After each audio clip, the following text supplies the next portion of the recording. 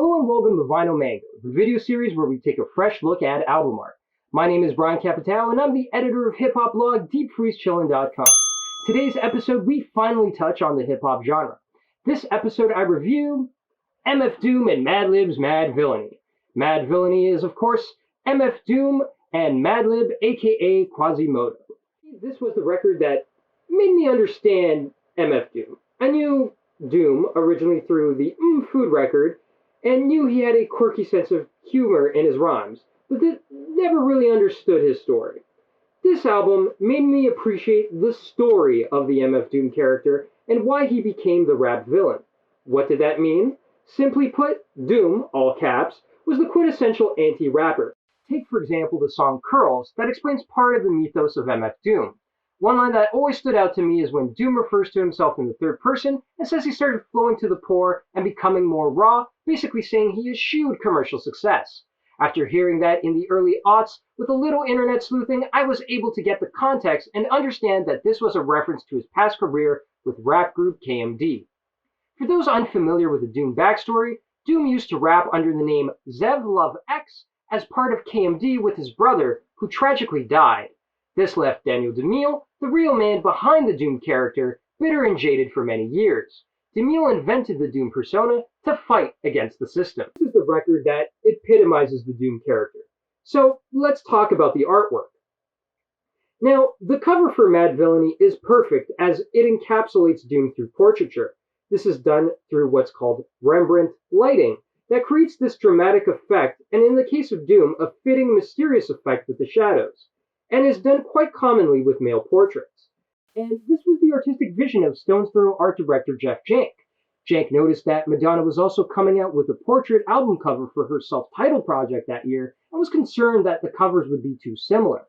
So he sought to make his vision unique and put the orange square that's now associated with the cover on the top right. Also a bit of a tip of the hat, as the O in the Madonna album cover was also orange. Who knew that Orange Square had so much significance? This year, there was also a re-release featuring a limited pressing of translucent yellow vinyl called the Sire Edition.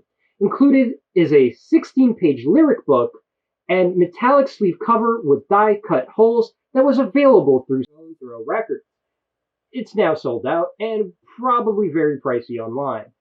Another interesting tidbit is that included in the OG release was the OG vinyl release, that is, was a collaboration between Madvillain, the duo name for Doom and Madlib, of course, and Kid Robot. The latter created a figure of Doom that resembles his character in the animated all-caps music video, making it a truly special release. Speaking of Madlib, as much as it pains me to say this, what makes Madvillainy great really is Madlib. Don't get me wrong, MF Doom is a great producer on his own, but it just goes to show you what can happen when people play to their strengths. As good of a producer MF Doom was, he wasn't on the same level as Madlib. Few producers are. But that's because Madlib is a production genius and Doom is a rhyming genius. His approach to rap as a rapper is really what made him so unique as an artist. So when he let someone else handle the production and he focused on making concepts and his rhymes, it was all that much better. In my opinion, of course. Of course, the production had to fit Doom, and Madlib, being the eccentric producer that he is, as he's known for his Quasimodo character where Madlib is rapping, it was the perfect collaboration between rapper/producer and producer/rapper. And speaking of collaborative projects, as this was a collaborative project with the producer, we can also contrast this project with, of course, the collaboration between Doom and Danger Mouse called The Doom and the Mask. That album was a little more kitsch. It seemed like a partnership with Adult Swim with various skits and interludes with zany Adult Swim characters throughout the album. This album is not that, but still humorous in its own ways, especially pairing Madlib's Quasimodo with Doom.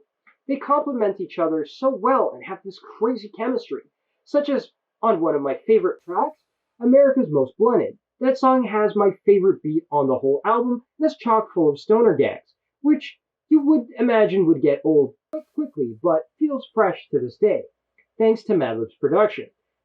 This album has a ton of mileage. The other thing about this album is that it's bursting with personality. Take, for example, Operation Lifesaver, aka Mint Test, where Doom literally raps about a girl suffering from halitosis. Only Doom could make a song like this entertaining. Then you have a song like Rhinestone Cowboy, which was meta commentary before being meta became played out in cliche. This album also has what I refer to as esoteric references, like the Shadows of Tomorrow track that is a reference to a Sun Ra poem and is performed by Madlib as Quasimodo. As for my favorite beats on the album, I really enjoyed Strange Ways and again, America's Most Blunted. So my final thoughts on the album is that I really loved how Madlib set up the tone for the album with the production. Everything from America's Most Blunted to Fancy Clown. Madlib sets up these intricate beats that Doom finds creative ways to navigate. And most of these beats were, again, already created before Doom rapped on them. And it's really impressive that he really approached these songs in this way. This album is such a vibe, and yet again the production was created before Doom really made it his own. So it is undoubtedly one of the best underground rap records of all time and hugely influential, having influenced the likes of Odd Future, Danny Brown, Open Mike Eagle, members of Griselda, and even Tom York of Radiohead. This album is a masterpiece and a must-own for any serious hip-hop vinyl collector.